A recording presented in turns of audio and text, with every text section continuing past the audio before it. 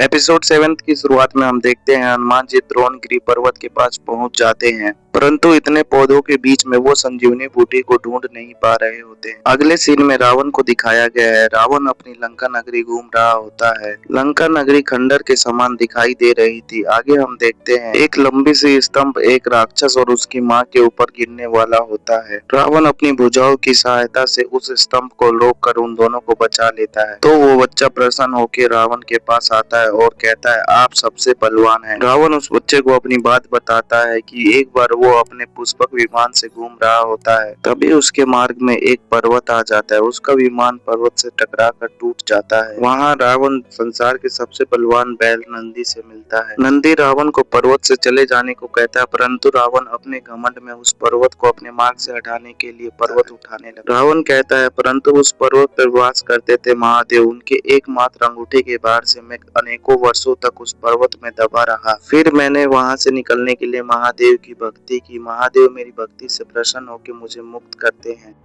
रावण उस बच्चे से कहता है, मैं इस घटना से सीखता हूँ कि कोई भी पर्वत नहीं उठा सकता, और यदि कोई तुम्हारी भूमि में घुस जाए तो उसे वहीं दबा दो। आगे वानर छावनी का दृश्य दिखाया गया है, जहाँ राम जी और अंगद दोनों लक्ष्मण के लिए व्याकुल थे। अंगद कहता, राक्षसों को जीने का कोई हक नहीं है, उनका अंत कर देना चाहिए। तब राम जी अंगद को समझाते हैं कि किसी एक व्यक्ति का दंड पूरे कुल को नहीं देना चाहिए। राम जी अंगद को बताते हैं कि हम राक्षस सभी चीजें एक दूसरे से एक मौलिक रूप में आपस में जुड़ी हुई है, इसलिए भविष्य में हम सबको मिलजुल कर रहना होगा। आगे हम देखते हैं हनुमान जी द्रोणगिरी पर्वत पर संजीवनी बूटी ढूंढ रहे होते हैं और प्रातः काल का समय भी निकट था, इसलिए हनुमान जी पर्वत के तल में पहुंचते हैं और अपना आकार बड़ा कर पर्वत को अपने हाथ में उठा लेते हैं।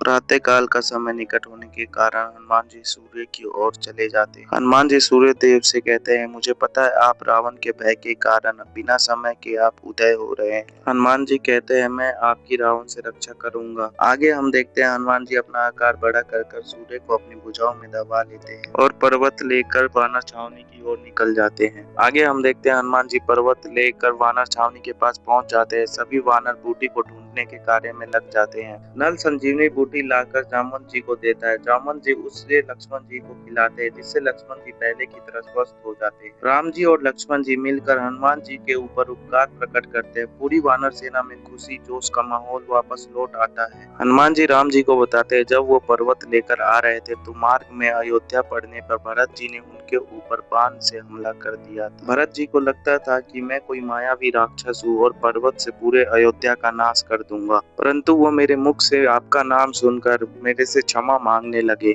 और भरत जी ने संदेश दिया है कि अयोध्या अपने राजा के बिना अधूरा है। राम जी हनुमान जी से कहते हैं कि हम जल्दी अयोध्या वापस लौटेंगे। आगे हम देखते हैं रावण तपस्या कर रहा होता है। क्रोध के कारण उसके 10 सिर आपस में जुड़ गए होते हैं। रावण कहता है, अब युद्ध में मैं अपने तन मन सबसे आऊंगा। ये एपिसोड यहीं पे समाप्त हो जाता है। ऐसी और वीडियो के लिए चैनल को सब्सक्राइब और वीडियो को लाइक शेयर जरूर करें।